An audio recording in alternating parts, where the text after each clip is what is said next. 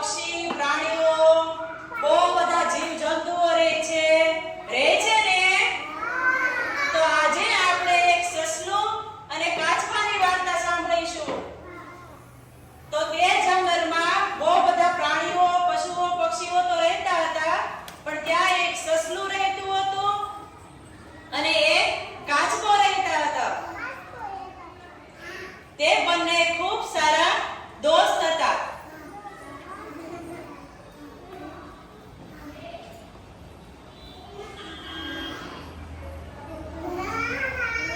કાચબાની ચાલ ખૂબ ધીમી હતી. કાચબો ધીમે ધીમે ધીમે ચાલતો અને સસલું ખૂબ ઝડપથી ચાલતો. કાચબાની ચાલ જોઈને સસલાને ખૂબ હસવું આવતું. તે કાચબાની મશ્કરી ઉડાવતો. કાચબાને ખૂબ ગુસ્સો આવ્યો. કાચબાએ ગુસ્સે થઈ અને બંને વચ્ચે રેસ લગાવવાનું નક્કી કર્યું. તેણે એક જગ્યા નક્કી કરી કે આ રસ્તે આપણે રેસ લગાવીશું. બંનેએ રેસ સ્ટાર્ટ કરી. ચાલવાનું ચાલુ કર્યું. સસલું તો ખૂબ ઝડપથી દોડવા લાગ્યો અને કાચબો ધીમે ધીમે ધીમે ધીમે ચાલતો હતો.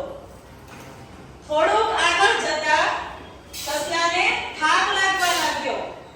તેણે પાછળ જોયું તો કાચબો તો જે ખૂબ દૂર હતો. કાચબો ધીમે ધીમે ચાલ્યો આવતો હતો. સસલાને એમ થયું કે હું થોડી વાર ઝાડ નીચે આરામ કરી લઉં, અને સસલાને ઊંઘ આવી ગઈ.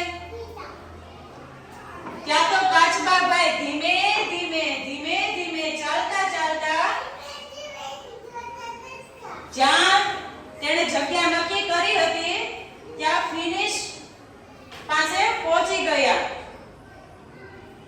અને સસલાભાઈની ઊંઘ ઉડી. તેણે પાછળ જોયું તો કાચબાભાઈ હતા નહીં અને સસલાભાઈ ગભરાઈને આગળ ચાલવા લાગ્યા. જે જગ્યા નક્કી કરી હતી ત્યાં સસલાભાઈ પહોંચ્યા ત્યાં તો જોયું કે કાચબાભાઈ તો રેસ જીતી ગયા છે.